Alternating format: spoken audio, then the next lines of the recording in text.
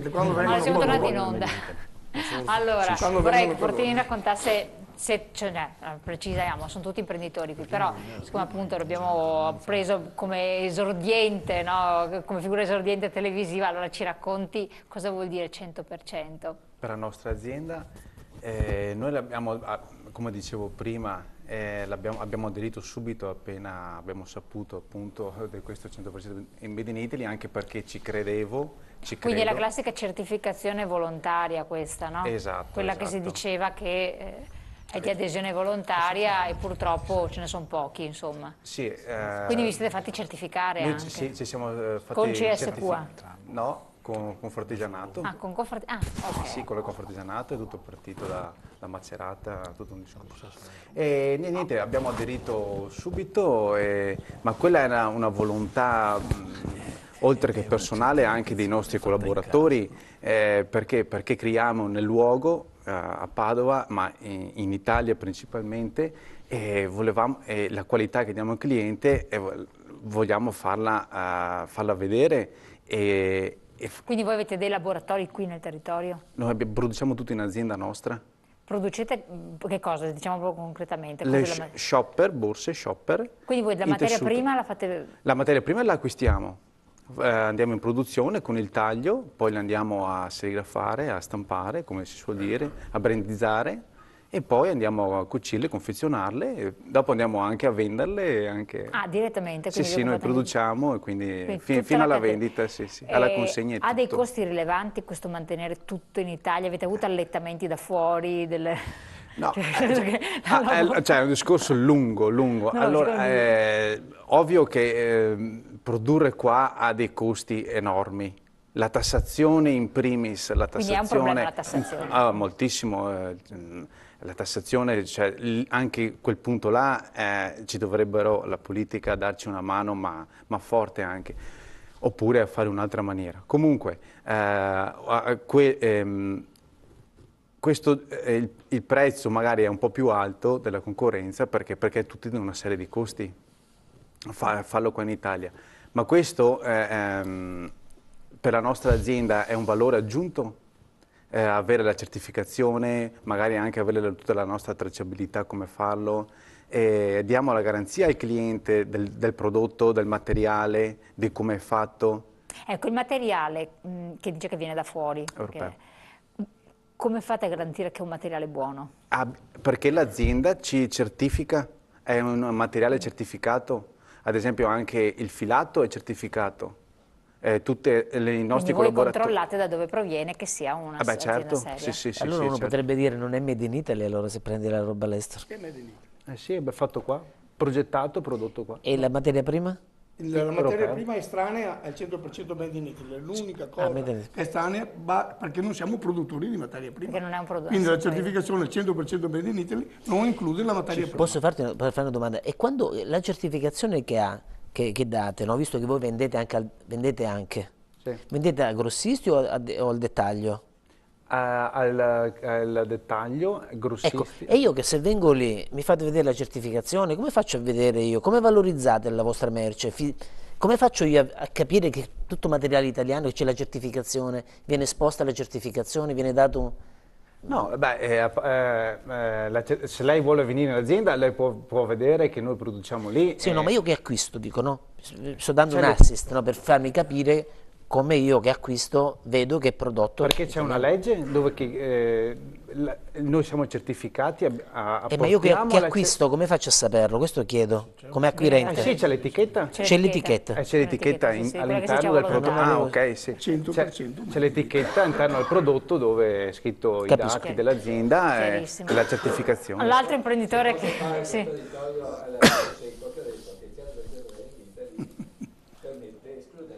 Prima, e così è.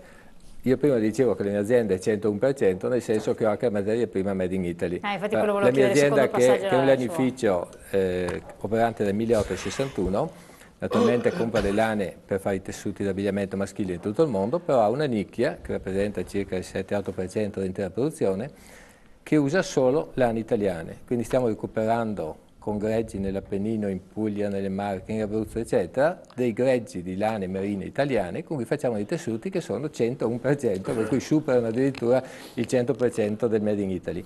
Questo per fare un prodotto che può garantire al consumatore dalla pecora al limite al prodotto finito. Però diciamo questo, che parlo per me ma parlo per le aziende del territorio. In Veneto, a parte i grandi marchi, sono pochi marchi che arrivano al consumatore con i loro nomi. La maggior parte delle aziende venete sono produttrici di semilavorato, semilavorato che può essere nobile, come può essere il tessuto, come può essere un'altra cosa, però è sempre un semilavorato, per cui la certificazione mia 100% Made in Italy ha un valore teorico, perché se poi al consumatore è il produttore finale che dà la garanzia, allora bisogna arrivare a quella benedetta tracciabilità che dica il capo fatto dalla Griff X è fatta con tessuto certificato, con bottoni certificati, con fuori certificata. E allora a quel punto abbiamo dato, altrimenti io posso certificare tutto quello che voglio, ma non ho nessun vantaggio da questa cosa. La devo fare lo stesso perché stranamente oggi è il cliente cinese che chiede i tessuti italiani la certificazione, il cliente americano, perché quelli, proprio per frenare l'importazione dei prodotti, chiedono certificazioni addirittura con i loro sistemi, non si basano neanche sui sistemi europei, quindi frenano l'importazione con quello, mentre l'Italia è un porto di mare che con le scuse del liberismo abbiamo importato di tutto di più, lasciando la massima libertà, quindi è la nostra stupidità che ci rende schiavi di questi altri, la loro intelligenza, la loro furbizia, il nostro liberismo senza regole, e questo sappiamo che funziona. Posso intervenire? Ma quindi lei sta dicendo che Made in Italy, lei fa anche la lana, merino, la trova, fa tutto Made in Italy. Allora le faccio una domanda, è quello che fanno loro, che hanno il prodotto, hanno la materia prima che non è italiana, viene dall'estero, certificato, lo consideriamo Made in Italy? Sì, diciamo che questo allora è un caso limite che non fa storia, perché se tutti i tessuti fatti in Italia dovessero avere allora, la lana dove è il italiana, confine diciamo che la materia prima in ogni caso è esclusa dalla certificazione, perché la materia prima l'Italia ne ha pochissima, quindi non possiamo quindi includere. dovremmo disquisire quanta materia prima, quale materia prima dovrebbe essere. Non dobbiamo discutere. Quella materia prima viene importata dall'Olanda. Il petrolio non l'abbiamo, che problema c'è? Ma diciamo che la materia prima è una componente. L'informazione che serve. Prima nell'intervento era stato detto che doveva essere Made in Italy e quant'altro. No, l'interpretazione la materia prima diciamo che va esclusa. Un lavoratore immigrato che lavora nella sua ditta è Made in Italy uguale. Cioè il Made in è il 100% sono cose diverse. Quello è il problema. C'è un tavolo della moda, no? Ma la materia prima comunque va nell'etichettatura che immaginiamo noi, è quella dove c'è scritto il prodotto primario è importato da, e tutto il resto è fatto qua. Ma basta, è questo che chiediamo, pare che sia una roba. Sì, ma tenga presente l'ultima cosa, che nella famosa certificazione Made in che vorremmo dall'Europa, nella certificazione Made in che stiamo penando dall'Europa e non ci danno, sarebbe ammesse le ultime due fasi, per cui le ultime due fasi preponderanti, quelle che qualificano il prodotto, quindi già quello che non riusciamo a ottenere sarebbe già un'acqua di rose, perché non parliamo di materia prima, ma parliamo addirittura che in uno stadio di operazione le ultime due operazioni fondamentali. Non ci danno proprio niente. Quindi diciamo che è già un'acqua di rose, altro che materia prima. Siamo già nel dire se l'imbustatura della maglia fa già parte di un'operazione fondamentale, se la stiratura fa cose su cui hanno giocato in tanti questi anni, dichiarano Made in Italy, prodotti fatti, maglie fatte all'estero e poi qui imbustate e stirate e diventavano Made in Italy. Quindi siamo in un terreno minato in questo campo. Gerino Gabriel, perché facciamo dopo faccio giro anche a lei e anche naturalmente al consigliere.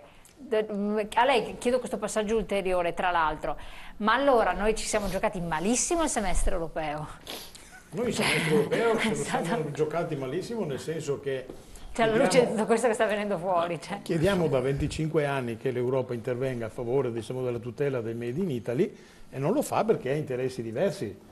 Cioè gli interessi dell'Europa, costituiti dall'Europa del Nord, l'Europa della birra, chiamiamola così, sono diversi dai nostri. Ma abbiamo eletto la Mogherini, però abbiamo ottenuto un bel risultato. Vedi? Nel senso che praticamente l'Italia, la Spagna, la Francia e il Portogallo sono produttori, per esempio, di abbigliamento, componenti, diciamo, di una percentuale altissima dell'abbigliamento che circola nell'Unione Europea e anche a livello globale. però avremo bisogno di un sostegno europeo che ci dia delle norme, delle regole che vadano a esaltare il prodotto italiano. Adesso diciamo. Gli Stati Uniti per il loro settore agroalimentare, per carità, però si stanno tutelando anche bene, cioè adesso con le normative. Per cui ecco, noi cerchiamo di difenderci anche con la tracciabilità del fashion che abbiamo discusso anche nel tavolo Veneto della moda, per cui Confcommercio, Federazione Moda Italia, assolutamente d'accordo. Che parte del tavolo della moda. Che parte dal tavolo della moda. Ecco lì però, come Confcommercio abbiamo fatto un distinguo nel dire ci va bene la certificazione, ci va bene questo strumento nuovo che ci diamo anche con il supporto di strumenti elettronici che ci consentono di leggere una QR code già dall'etichetta in vetrina e capire la storia del capo. Ecco, ci va bene anche un'app che assista, diciamo, questo sistema. Quindi tutta l'evoluzione, il punto vendita che si deve evolvere, che si deve modernizzare, usare questi strumenti, ci va benissimo. Ecco, in una sola cosa noi abbiamo assunto una posizione diversa. Chiediamo che gli industriali, per esempio una Grif, non facciamo nomi perché è antipatico, oppure ci sarebbero riferimenti magari che non c'entrano nulla, ma chiediamo che la Grif vada a certificare o tutta la Grif che rappresenta, ma questo sappiamo che è interesse diverso della Grif, probabilmente non lo farà mai. Perché non lo farà mai? Perché probabilmente, o forse senza probabilmente, il 95% della produzione non è made in Italy. Ecco dov'è il nocciolo della questione. Quindi noi diciamo, se una Grif vuole brandizzare, diciamo, la sua produzione e certificarla, che lo faccia con una produzione separata, cioè dica Gabriel Italia. Benissimo, allora Gabriel Italia certificherà un prodotto italiano. Ecco, ma c'è il dubbio che la Grif lo accetti perché probabilmente non gli conviene. Vorrei che il Presidente Secco magari mi facesse un riferimento a quel che sono quel 16% di aziende che non hanno accettato di aderire al sistema del Made in, allora, con questo anche passiamo, italiane, con questo passiamo nel contesto europeo. Che mi dia tra l'altro se è possibile poi produrre in Italia a questo punto, viste le difficoltà, a parte questi pochi eletti. Prego, allora, e Presidente in chiusura. Adesso rispondo collega Gabriel. Dunque, parliamo del tavolo del sistema moda. Il tavolo del sistema moda è il primo e unico tavolo esistente in Italia, il tavolo del sistema moda regionale. Quello Veneto? Quello Veneto, è l'unico esistente in Italia, che rappresenta la Confartigianato, la CNA, gli industriali, i Confcommercio e Confesercenti. Questo tavolo è nato appunto per sopperire specialmente al Made in Italy, per vedere cosa poter fare, ma anche per condividere assieme tutto quello che si può condividere. Non è detto che tutti i 5 tavoli condividono le stesse cose, cioè non siamo obbligati, siamo un tavolo in cui si ragiona, cerchiamo di fare unione dove si può fare in modo di andare forti davanti alla politica, davanti, e lo ha dimostrato il caso del teatro, tutto quello che sto per dirvi è falso, noi siamo andati avanti tutti e 5 assieme e la Regione ci ha detto di sì, ha impegnato dei soldi, bisogna dare atto alla Regione che ha impegnato soldi per fare quello che noi abbiamo chiesto. Quindi si ottengono delle cose. Si ottengono, se andiamo tutti assieme, se vado io da solo come Confartigianato. Questa è una cosa molto intelligente. Perché bisogna condividere. Se vado da solo io come Confartigianato mi dice va bene, piacere, ho sentito. Questo è un messaggio che io do sempre a tutti quanti, cioè la forza dell'unione di tutti quanti. Però con questo non vuol dire che tutti siamo su tutto. Adesso Gabri ha toccato un tasto che siamo un po' diciamo disuniti sul brand. Un'azienda deve fare 100% Made in Italy, lui ha fatto un nome, Gabriel, deve avere, invece secondo noi Gabriel può avere un tipo di produzione Made in Italy e un tipo di produzione 100% Made in Italy, che sono due cose, mi sembra, che dall'interno nostro sappiamo cosa vuol dire, ma sono due cose diverse, il 100% Made in Italy e il Made in. Non bisogna fare confusione alla gente, perché il Made in è una cosa, 100% è un'altra cosa. Infatti, ma allora, fuori è difficile da capirlo. È difficile, anche qui ci vorremmo un po' di tempo per spiegarlo. Uno è obbligatorio, Made in. Il 100% non è obbligatorio. Per questo ho detto, cioè non occorre fare tante domande quando si chiede ma come fai a garantire? Se io metto l'etichettatura 100% Made in Italy, garantisco io che questo è fatto in Italia. Basta, non ci sono. Se lui non è vero, paga lui le conseguenze. E non è stato accettato questo. Le paga le conseguenze. Quindi andiamo avanti. Che siamo in chiusura, devo passare la polca Fasoli. Dicevo che noi invece siamo dell'avviso che Gabriel non deve avere tutta la sua produzione 100% made in Italy, ma Gabriel può avere un articolo, una giacca che è 100% made in Italy e un maglione, che sempre firmato Gabriel, che è made in. Che è fatto in Italia dalle lane. Un attimo, certo. Ultima cosa, è possibile produrre in Italia secondo lei? Sì, secondo me è possibile produrre in Italia, è importante capire i valori di quello che noi facciamo e qui c'è il grande confronto che abbiamo con i nostri committenti. Però io posso dire che siamo riusciti tramite la Confartigianato, tramite noi per esempio, a produrre e ne andiamo fieri e portiamo avanti un vanto di per esempio fare le sciarpe che la Teleton acquistava dalla Cina fino a 2 anni fa, quindi le comprava a un prezzo irrisorio dalla Cina e non ricordiamoci che io posso dirlo tranquillamente senza nessuna etichetta. La Teleton mi ha dato l'ok che posso dirlo, perché io non lo dicevo, se non lo dicevano loro, mentre noi siamo riusciti a farlo in Italia, logico, non con un prezzo come quello della Cina, perché noi non possiamo competere con la Cina, ma facendo capire che il valore aggiunto di quella sciarpa era che veniva dato dal fatto che veniva fatta in Italia, con un'etichettatura 100% made in Italy, loro avrebbero avuto un vantaggio anche nella vendita della sciarpa, perché ricordiamoci che loro vendono la sciarpa ricavando dei soldi, cioè quel valore aggiunto che dimostrava che anche in Italia si può fare, e questo è il messaggio che noi dobbiamo dare a tutti quanti. Siete riusciti a farlo passare a Teleton, è una cosa molto importante. Consigliere, l'ultima cosa, provvedimenti alla luce anche di quelle che dicevano le esigenze dei consumatori, abbiamo visto delle categorie, insomma, è necessario normare oppure no? C'è qualcosa che bolle in pentola? La normatività deve sempre essere ragionevolmente dosata, perché se arriva ai micro dettagli finisce per essere una gabbia. E lo sappiamo che diventa un Quindi noi abbiamo pazzesco. In Veneto 2 leggi, questa è una legge importante sul commercio e una legge sulla tutela del marchio, che devono essere gestite intelligentemente. Non c'è legge che da sola possa cambiare la cultura. La legge può dare degli indirizzi, poi è l'insieme virtuoso dell'applicazione della legge, dei produttori, dei consumatori, dei cittadini che rende la cosa fattibile. Nessuno abbia l'illusione, nessun sistema politico, che fatta la norma le cose procedano automaticamente. E finisco nel dire anche il discorso sul semestre italiano. Io credo che sia difficile pensare di recuperare in un solo semestre una subalternità culturale che noi abbiamo avuto nei confronti dell'Europa, che riguarda ai voi non solo il sistema moda, ma se pensate a cosa ha significato per l'agricoltura e per l'agroalimentare, quando noi abbiamo produzioni di qualità nel Mediterraneo che i paesi dominanti in Europa non sanno neanche che cosa siano, perché lì c'è un'agricoltura tutta fondata sul latifondo, sulle grandi produzioni, più che sull'ortofrutta o sulla qualità, noi abbiamo dovuto rimontare ogni volta la battaglia epocale, diciamo, e quindi noi abbiamo avuto nei confronti dell'Europa purtroppo negli anni un peso assai scarso che immaginare, lo dico per onestà, che in un semestre potesse, poi è stato un semestre che è stato dedicato a tante altre cose, ma rimontarlo tutto in un colpo è difficile. Io credo che noi dobbiamo recuperare una nostra autonomia e, siccome però non si fa da soli, e costruire un sistema di alleanze. Perché sulla produzione, sull'agroalimentare, sulla cultura, sulle questioni legate alla moda, noi dobbiamo stringere le alleanze, perché sennò ci alziamo da soli, siamo un Pierino su 27 e siccome non è che abbiamo avuto sempre in passato comportamenti particolarmente virtuosi, non è che ci prendono nemmeno tanto in considerazione. Quindi io penso che la politica debba fare il suo compito, penso che la buona politica aiuti anche gli imprenditori, aiuti i cittadini. La buona politica però, come vale per i prodotti di qualità della moda.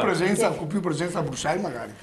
Più presenza a Bruxelles, più presenza nelle aule nelle quali ci si candida, meno tripli e quadrupli incarichi e un po' di volontà di fare le robe seriamente e di rimettersi al giudizio degli elettori. Questo è quello che penso. Al finale mi lasci un messaggio di speranza e di positività. Possiamo produrre in Italia? Certamente sì. A quali condizioni? Che il sistema, la politica, quello che vogliamo chiamare sistema, si renda conto di quanto ancora c'è di manifatturiero importante in Veneto e in Italia. Quindi questa consapevolezza che è stata persa negli anni 2000 anni in cui sembrava che il manifatturiero fosse cosa del passato, in cui parlando di produzione in Italia sembrava di parlare del Medioevo. Questa consapevolezza sta tornando, speriamo non sia troppo tardi, quindi dalla consapevolezza nascono anche i provvedimenti, quello che può fare la politica e quello che possono fare le istituzioni. Detto questo, per quello che riguarda gli imprenditori dobbiamo appellarci ai marchi, che purtroppo l'Italia con i costi italiani deve puntare sulla fascia alta. La fascia alta è fatta principalmente dai marchi, dobbiamo dirlo. Finché i marchi continuassero a speculare come adesso sulla materia prima, cioè il nostro prodotto, avremo vita difficile. La consapevolezza dell'importanza della filiera, come dicevo prima, quanto incide la nostra capacità, quella delle nostre mastranze, quelle dei nostri filatori, tessitori, tintori, rifinitori, che è il valore da cui loro hanno tratto la loro forza, la loro immagine, è nata da lì. La consapevolezza di questo darà loro la possibilità di pagare quella lira in più, quelle 2 lire in più, che permettono al manifatturiero italiano di reggere il mercato. Quindi consapevolezza di chi ci governa, consapevolezza anche delle GRIF e dei committenti di fascia alta del settore tessile e abbigliamento. Assolutamente. Siamo giunti in chiusura, abbiamo sforato il tempo massimo. Io vi ringrazio tutti quanti voi, quindi Confcommercio, Confartigianato, consigliere, la di Consum, naturalmente il supporto di Luigi Sposato per questa trasmissione. Le categorie le nominate tutte perché sono variamente gli industriali, che sono rappresentati da... Confindustria. Ah, Confindustria, giusto, ecco, mi mancava, la conglobavo nel Confartigianato, invece no, gli industriali. E magari fossi in Confartigianato.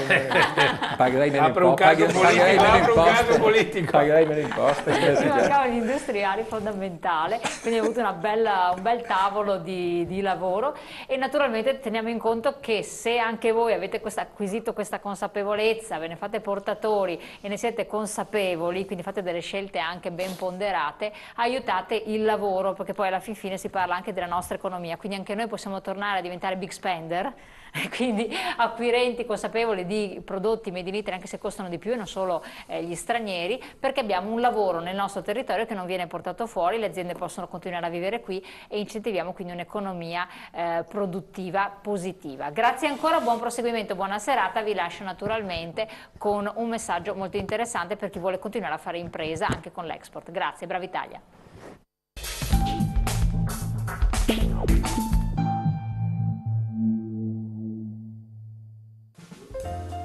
Luigi Sposato, presidente Eurointerim.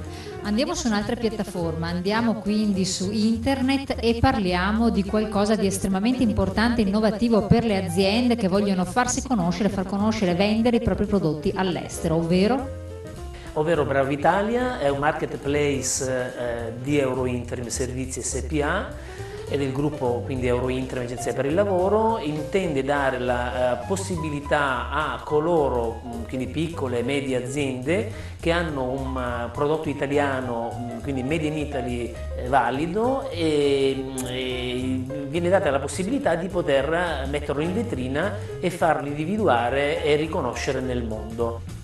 Sostanzialmente noi diamo l'accessibilità alle imprese che vogliono mettere in vetrina i prodotti in maniera molto semplice, dal telefonino, dal tablet, dal computer, si caricano e si mettono in vetrina i propri prodotti e con un click si riescono a inserire diverse tipologie, quindi taglie, misure, quantità, modalità di spedizione, tutto quello che serve per poter poi promuovere appunto all'estero il prodotto Made in Italy. La cosa che faremo è, mentre il cliente ha l'onere di inserire, quindi di dedicare del tempo per inserire questi prodotti in vetrina, il nostro onere sarà quello, oltre a mettere a disposizione questa piattaforma estremamente evoluta, quello di posizionare nei motori di ricerca del mondo il Bravo Italia, questo marketplace, in modo tale che dalla Cina, dall'India, dagli Stati Uniti, ovunque una persona si colleghi e voglia comprare il Made in Italy, noi dobbiamo fare in modo che appaia nelle pagine di ricerca il Bravo Italia e di conseguenza poi il cliente fa le scelte rispetto a quello che ritiene opportuno. Le potenzialità che possono essere offerte alle aziende sono enormi. Come dicevo, il Made in Italy è riconosciuto come un qualcosa che appartiene a noi, quindi possono veramente tutti quanti prendere ad esempio dei prodotti che le nostre imprese producono ed esportano. Le potenzialità sono quelle di potersi andare a collocare in mercati, sia mercati emergenti sia mercati già consolidati, e di conseguenza potenza, anche perché no aumentare la forza lavoro qua in Italia, quindi dare delle opportunità di lavoro, perché è evidente che se si vende di più all'estero si assume di più in Italia. Va considerato che questo marketplace può aiutare, e in qualche caso è già stato così, alle imprese che mettono in vetrina i loro prodotti di poter anche trovare dei distributori e dei rivenditori nel mondo, quindi non solo vendere il singolo pezzo ma anche trovare l'opportunità di ampliare in maniera grande la propria possibilità di business.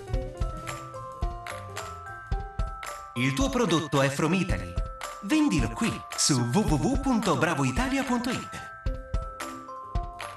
Bravo Italia è una nuova e dinamica piattaforma marketplace che vuole offrirti la possibilità di pubblicizzare e vendere i tuoi prodotti from Italy all'estero.